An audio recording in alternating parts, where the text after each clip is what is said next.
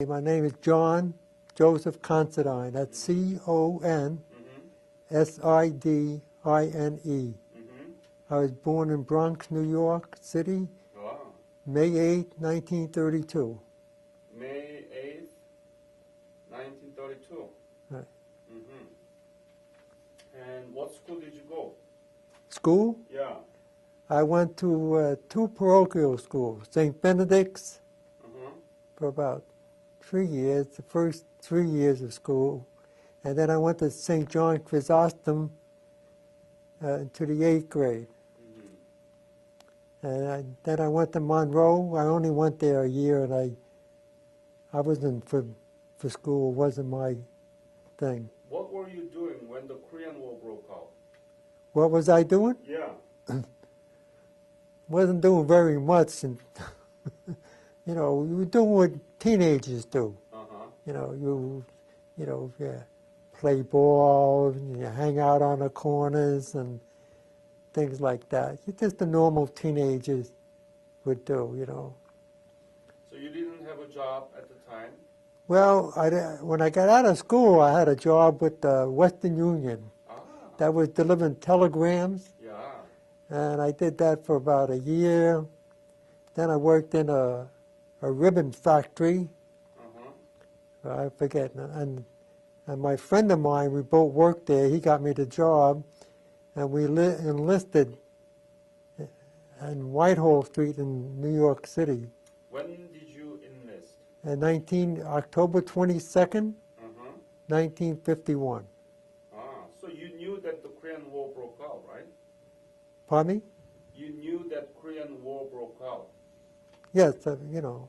I went a year after the war broke out. Yeah, but when you enlist the army, you knew that there was a Korean War? Yes. Oh. Well, that was the things to do, teenagers. Yeah. So that you knew that you might end up being in Korea? Had no idea where I was going to end up, you know, because when I went there, I took 16 weeks of basic training, infantry training. Where did you get the basic training?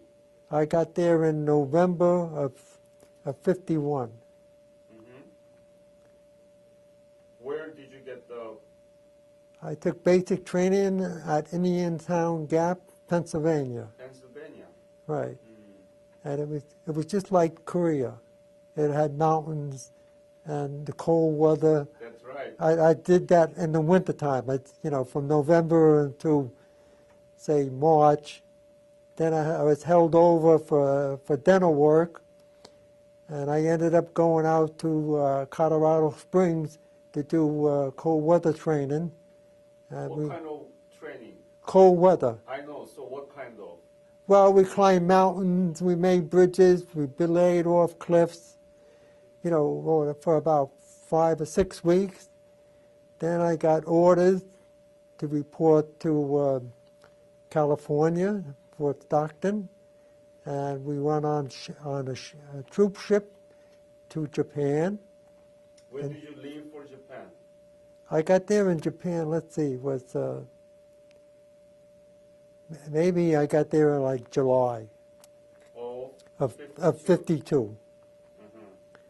And I got assigned to the 24th Infantry Division, 21st Infantry Regiment, and headquarters in the Kamo squad. And then they had a big push in Korea, the Triangle Hill, and they said anybody who was never in Korea from the 24th is going to Korea. So we were sent to Camp Drake, and we were processed there, and we ended up going into what the heck is that? Incheon. We ended up in Incheon. We were processed in Incheon, and then we were sent up online to our units. I was assigned to the 31st Infantry Regiment, 7th Division. And we went up on the trains. I've never seen trains like that before. What do you mean by that? Well, they were small and they were hard. You know, you people lived a hard life. You know, there wasn't. There was no air conditioning, right? Well, that time you don't need it. They issued us weapons, you know, an M1, but we had no ammo. And they were telling about, you know, these people trying to attack you, things like that. So I get up there, and when Triangle Hill ended the day before the day after the battle ended there, and I was assigned to Baker Company, the first squad, first platoon, the first squad. You were lucky that you were assigned to that area after the Right. battle, right? Yeah, when I got there was 3 GIs. My squad leader was another guy was a BAR man, and another guy was a rifleman. And then, you know, me and this other fellow, we got assigned to the first platoon, first squad. His name was Dave Wisner. And then we also had Katusas. You know what Katusas are? They were assigned to the infantry. Do you remember any Katusa man? I have a bad memory of names, you know. How were they? How old? How were they? They good? Yeah, they were. Good soldier? Yeah, they were respectful of you, you know. You know, things happened later. I'll tell you about, but it was sad. Did they speak in English? Some of them did, and some didn't. I remember when we got a new bunch of Katusas, and I was on a chow line serving coffee, and they were all dressed in all new fatigues and boots and everything, you know, And American serving clothes, coffee? American uniform. Right, and serving coffee? Yes, and they were coming down, and they were taking everything on the chow line, and this one fella had chicken soup in his canteen cup, and we wanted the coffee in the canteen. I said, no. He didn't understand me. I didn't understand him. I'm going, he's going, yeah. I said, oh, the hell, he wants it up. I think he had a different taste of coffee and chicken soup. So, tell us about the typical day of service in that triangle. Well, we went up to Kumwa Valley. Ah. Okay, we moved from Triangle over to Kumwa. We relieved the Turkish, and we were up there in new positions. You do it at nighttime, you know. And no, the Turks relieved us in Triangle. We went on over. I see, yeah. I got it mixed up there, you know, being my age. So we placed the troops that were there, and we had different positions. We had bunkers with sandbags on them. We had, I forget what they call them now. They had the Korean Civilian Corps. They dug the trenches, they built bunkers, reinforced things, and they were people who were a little older. They didn't put them in the army, so they did that for about a year. That's what I understood. And then we just had you go out on patrols. You also go on listening post. You know what a listening post is? No. Well, listening post is your ears, eyes and ears for your company, for your position. Yeah. And you had a power phone connected to a wire, and a power phone you whistle into to people when they're back, tell them they would check in with you every hour, see how things are going. You tell them everything is quiet. How dangerous was that mission? Who, the Korean? Yeah, the patrol. Oh, patrol? Yeah. You go out, you'd have either an ambush patrol or you go out there looking for information. And Did you encounter any North Koreans or Chinese during that patrol? well, we went out one time to set up a an ambush patrol, but they never came out. Mm. I think they knew it. So there wasn't any dangerous. No, there wasn't any injury, but there was a couple that I didn't go on. They had injuries and death, you know.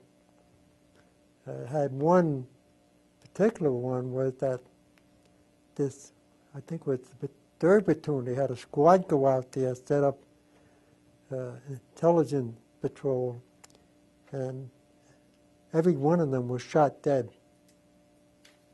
American soldier? Right, they were right in their position. The Chinese just set up they knew where they were going, and they were waiting right there for them, and before you know it, they were all shot at close range. Mm-hmm. They could actually, you know, surrounded them and took them as prisoners, but that was a shock to everybody. You got Purple Heart, right? Yeah, I have 2 of them. 2 of them? Yeah. Tell me explain us about how you got those 2 Purple Hearts. Well, we were in reserves, and we was serving food, and then we had an alert come up. The company commander says, "Everybody, you're going up online." And we replaced this other unit. I don't know the other unit, but we replaced them. Then, because they knew there was going to be an attack, and I had 3 Katusas assigned to me, and I was in the bunker, the fighting bunker, and they were out in the trenches, and they got very nervous. I don't blame them, because we had a big barrage of artillery hitting our position, and it was a very scary thing, and they wanted to come in. They were a little upset, and I said, "All right, come on in." And they felt safer, you know, and I don't blame them. Then all of a sudden, I was in the 1st platoon. I was in the 3rd platoon sector, and I don't know how I got there. What happened? A round hit the bunker, and I don't know what happened to those 3 Katusas. I don't know their names either, but when I came back from the hospital, they weren't there. I assumed they got KIA. You know, I felt sorry for them. Killed in action. Pardon me? Killed in action. Yes. Yeah. I guess I was the only one survived, and it's an emotional thing. So you don't remember how exactly you got wounded? No, I when I was walking around, I ran it. Bombshell drop. I couldn't say. I was in shell shock. Mm-hmm. You know, from the round hitting the bunker and destroying the bunker. I don't know how I got out of the bunker. I ended up in this 3rd platoon sector. It was pretty far off. I was found by the platoon sergeant. He took a big stomach bandage, you know, to fit over your stomach, and he put it on my face because, you know, my eyes. I imagine my eyes were bleeding, my nose, the ears, because that's concussions do those things. And he put that big bandage, the bandage over my face. I don't know where the heck I was at. Oh, that's why. So he led me down into down the bottom of the hill where the 1st sergeant was, and the company clerks are, you know. And they sent me back to the 1st Battalion aid station in a Jeep. You mean the MASH kind of? No, I didn't go. I went to the 1st Battalion. Every battalion, there's 3 battalions in our infantry, and they have their own aid station. So you're collected there, and they evaluate you. Mm-hmm. And they asked me where I was wounded. I said, I don't know. You know, I said, the old Baldy was in front of me, and I think it was Dale Outpost I was wounded on. So they tagged me and they sent me back to MASH. Oh, you went sent back to MASH? Yeah, I was operated on. Oh. I had Where? I was in the head, I had my neck, and I had the rounds come down like that. And I have a little piece floating around on my forehead. In your chapter here, there is a surgeon who worked in the mesh. His name is Milton Horowitz. Do you know him? No, I didn't know anybody. He was a surgeon working in the mesh in Korean War. Okay. Yeah, I know he's a Korean veteran, right? Yeah, yeah. But I, You never met him? no, you don't meet them. Okay. You don't go back to the rear unless there's a die. You have to go back for some reason. No, what I'm saying is Korean War veteran, American soldier, American surgeon, doctor who worked in the mesh. Right. He is in the Connecticut right now. Yes. Yeah, his name is Milton Horowitz, and you never met him. No, I never met him until he came to the meeting. Got it. How did they treat you in the mesh? Well, I don't remember too much because they operate on you, and then they put me in a helicopter, flew me to the railroad depot, and they put me on a hospital ship, a hospital train, all the way to Busan. And they took me off, and they put me on one of those little buses that run on rails to the hospital, which was only a school. And when I got to the hospital, I was on a stretcher. They were carrying on a stretcher. And I had to go up this staircase. And the guy says, "Can you walk?" I said, "Yeah," because he didn't want to carry me up. So I was there for 3 weeks. And you just sit around, eat, and you have 3 meals a day, and you have linen to sleep, things, all the comforts of home. Water luxurious, right? And then I went back to a repo depot to send me back up online. But the thing is, we were in a compound with barbed wire on. We couldn't get out. They wouldn't, so you would go around maybe, see this section. They didn't allow you to do anything like that. And then they put us on trains, and we went back to our unit. I was there when we had another barrage, and man, I think I had reaction from the first time. Had to do a lot of deep breathing to calm yourself down. And I went out, and this guy, he was a corporal, he was a squad leader. He says, "I got to send you out on a listening post because the other guys is complaining that I haven't gone out there." So I went out with a Katusha. We were out about maybe 100 yards out in front.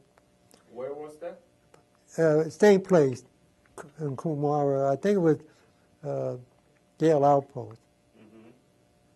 And we were out there, and I'd call in and say everything's quiet and all that. And the next thing I knew, I was down the bottom of the hill about 60 feet down, maybe more. And I'm looking up, and I see the Katusha up there, and I'm down here, and I said, "What the hell am I doing here? How did I get here?" You were shot again? I was wounded again by shrapnel.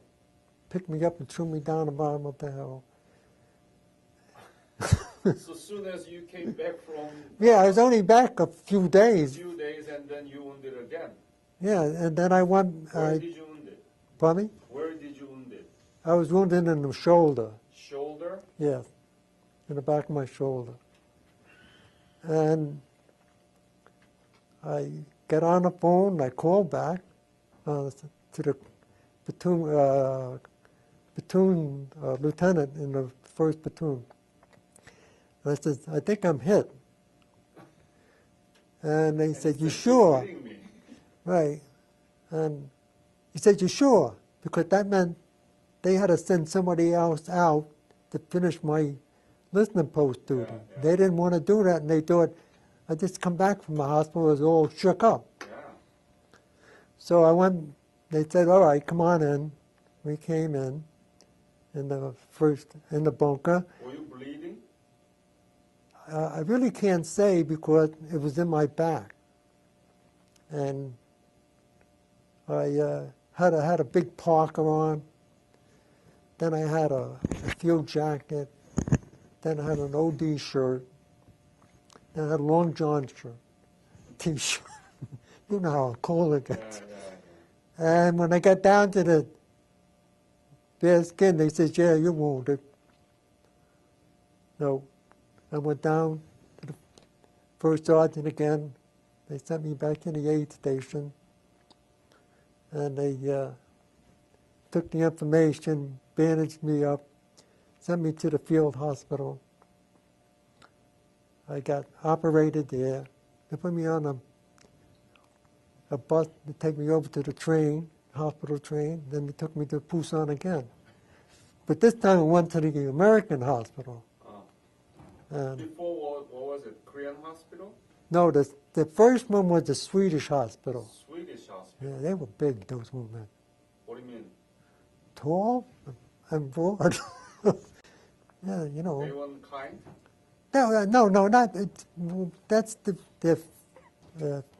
physical, you know. I see. You know. And it was a funny thing in that's back to that Swedish hospital. We had a Puerto Rican was hit with white phosphorus in the hand, and then the woman, she was about 6 feet, weighed about 200 pounds. She said, "You got to exercise your hands." And he says, no, it hurt, you know, when they're burned, you know, their skin don't stretch. So she come in the next day, said, "You didn't?" He said, no. Yes, she did. She grabbed his wrist, just like that, and held his hand. He couldn't pull away, and she took the other hand and she crushed his hand. He let out a big scream. She was tough. Right, because if he didn't do that, he could be crippled. And the funny part was, next day she came in, says, "How you doing?" He's going like this. That's right. She doesn't want to be crushed again. Right, he didn't move around. That's funny things that happen to you. How was Swedish hospital? The hospitals were schools. Was in the school? You were in a classroom, Right. had beds. And how many doctors? Do you remember anything? Yeah, I remember we had some British troops with us. I think in the Swedish hospital. And these British officers came in to visit their comrades. Well, every one of the British soldiers jumped up and did their pounding of their foot, boom, boom, and stood at attention. Why? And that one GI got up. We're just like that. Said, "The hell we are. They're not, we don't get out for anybody. We're wounded." So we just, I don't think they cared for that. So at this time you end up in American hospital. Yeah. Were there any difference between Swedish hospital and American hospital? No, the treatment was the same, Food, warm, things like that. And I was there about 3 weeks, and then I went back online. Online again? Yeah, I went back online again. That was too much. I mean, you've been wounded twice, and you should... Yeah, but look at all the money the government invested in me. They trained me as an infantryman. So where did you go? I went back to Kumwa, again? around Dale Outpost and all those old Baldy pork chop. They had that battle for That was 1952, right? 1953. 3? Yeah. When did you wounded second time? The first time was March 24th. What? March 24th, March 24th. 53. Second time was April 27th, 53. How was the situation? Was there severe battle every day? No, it didn't. A lot of times, the winter months, they didn't come out, because it was brutal. They didn't, you had the snow and things like that. But every time I got wounded, the Chinese attacked those hills. So I was lucky I was in the hospital. So you owned it so that you could be in the same place.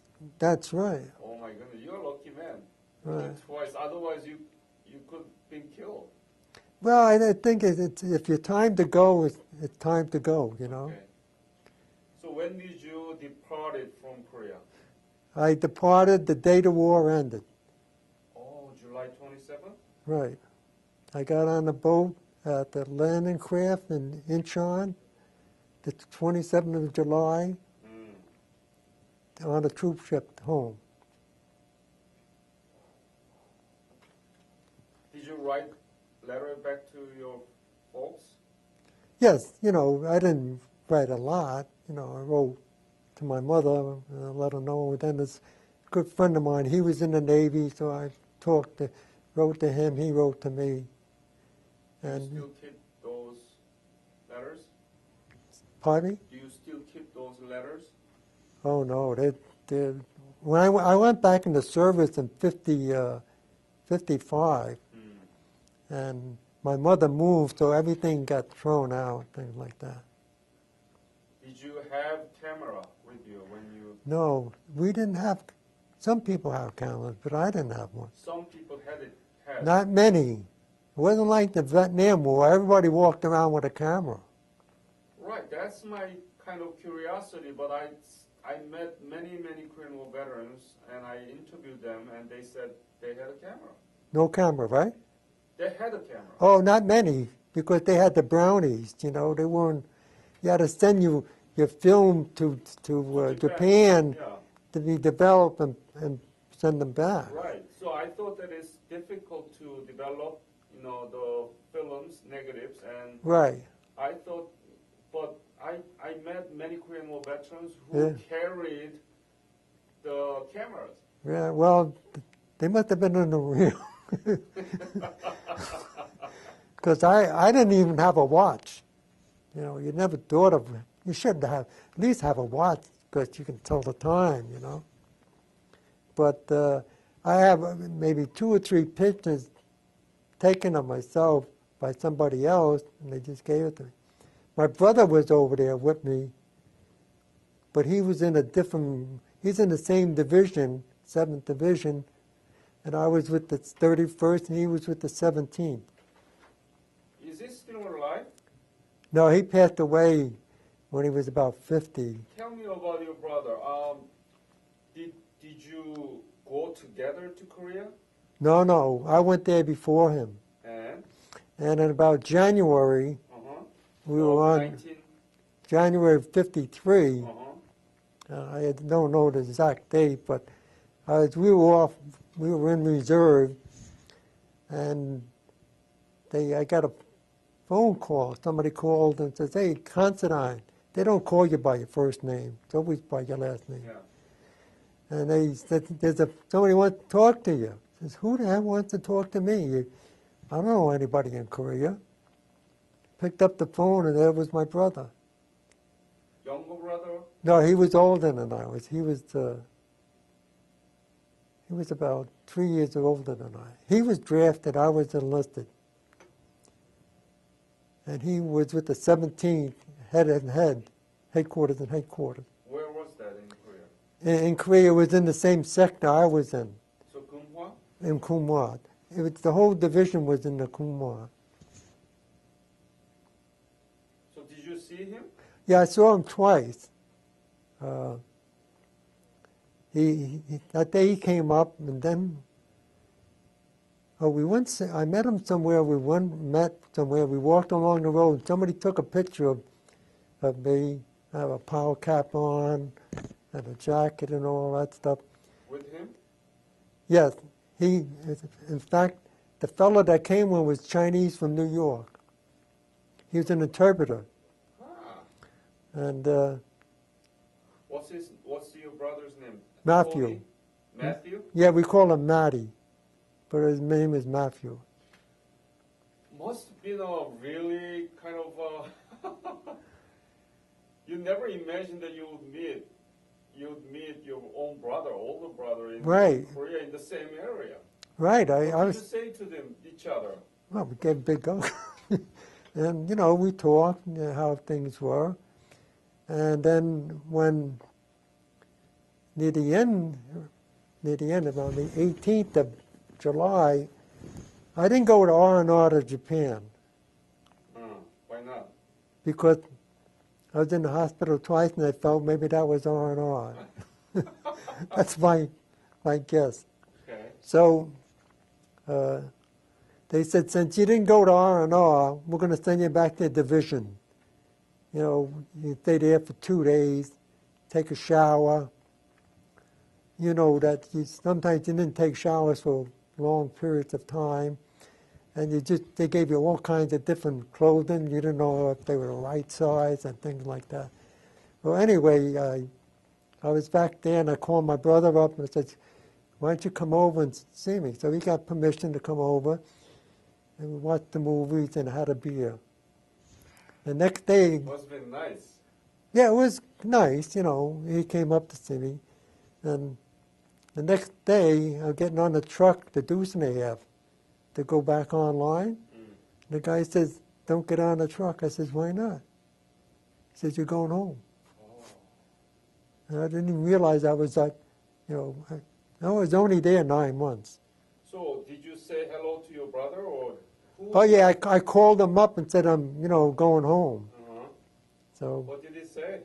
well, a lot of things happened there. There was a big push by the Chinese. Yeah. They were going to take as much land as they could before the ceasefire. Right. And that's what they did. And they were bombing the heck. I was in the rear about maybe 5, 10 miles in division. And you could see the flashes of artillery, you know.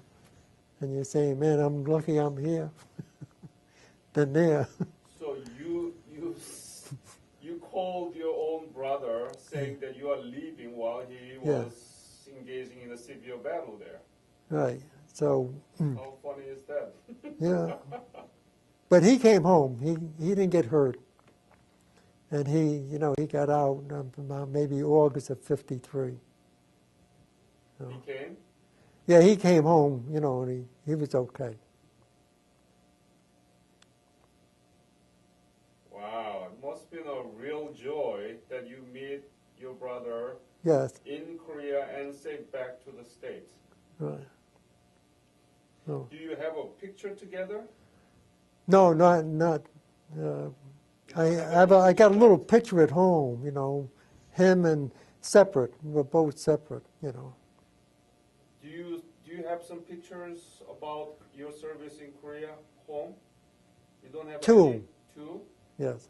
Any other documents or any other artifacts that you have about Korea?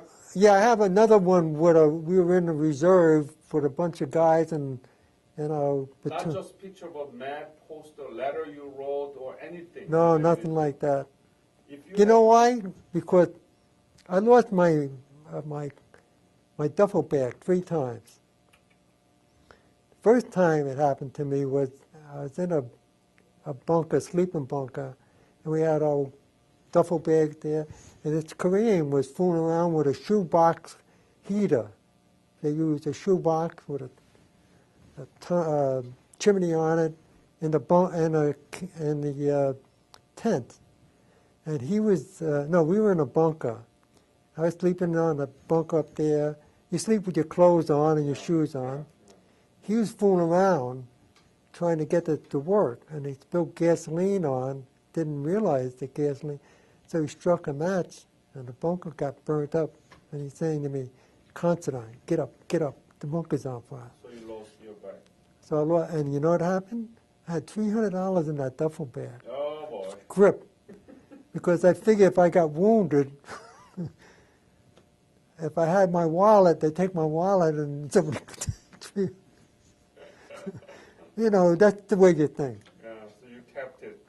So... But it's burned down. Right.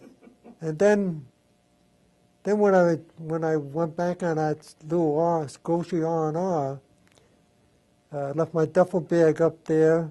My sister sent me a radio, a portable radio, and when they told me I'm not going back online, so I couldn't go back and get my other duffel bag, so I lost 2 times. Have you been back to Korea? Yeah, I was back there in 57, 58. Again? I re-enlisted. I stayed out 10 months. I couldn't find a job. So, you know. So when did you go back from 50? I joined. I re-enlisted again in 55. I got out in 54. I re-enlisted 10 months later in 55. Then I got stationed. They put me in the medics. I got stationed in Fort Benning, Georgia. I was there for about 18 months. Then I transferred to go back to overseas, and I called my future wife that I'm being transferred to overseas. So we made plans and we got married. When I went home on leave, that was 57, and I come out in 58. What did you feel when you went back again to the place where you fought and wounded twice? We didn't go back online. We were in reserve. I know, but what did you feel that you are again in the Korea and you're still serving in the army? I didn't think nothing bad, you know. I think I have post-traumatic stress, but I got a delayed post-traumatic stress. I didn't get it until they had Operation back when they had the 9/11. That's when I got it, because my unit I served with. You mean PTSD? Yeah, post-traumatic stress. Yeah. Well, Started in 2001, 9/11? Right. Why? Because I most likely hit it from my mind, just didn't think about it, you know. So up to 2011, you didn't suffer from PTSD? No, I didn't, you know. Well, I might have had symptoms, because when I got out the first time, I had to go to Whitehall Street, take a physical by the VA for my wounds to get disability. How severe is that PTSD now? How do I get How it? severe? Severe, I get 50% for it. Yeah, but do you suffer every night? Not every night. Once in a while, I kick in bed and throw my arms up and things like that. And you think about it a lot of times, you know. What do you think is the legacy of Korean War and the Korean War veterans? What do I think about the Legacy. The legacy? Yeah. I think we did a good thing for the Korean people, and they appreciate it. And how I know about that was when we had a dedication of a monument in down Canal Street, and we went down there to look at the dedication of the monument, and we met Korean civilians come up and bow and thanking us. Now that's the only people I ever heard that did acknowledge us. That's natural for us, you know. Yeah, it is, but it's you know, it's a little shock. Was it, you know? This is the certificate of the Ambassador for Peace from Republic of Korea, and I want to present a medal too from Korea too.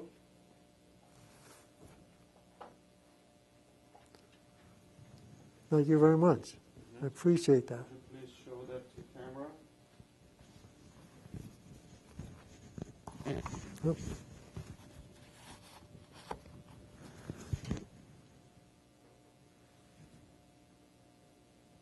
John, thank you very much for your precious time and also for your sacrifice, wounded twice during your service in the Korean War. And I want to thank you on behalf of Korean nation that you saved Korean nation from the attack of communism. Thank you very much. Thank you. Yeah, and I will. You are good people. Thank you.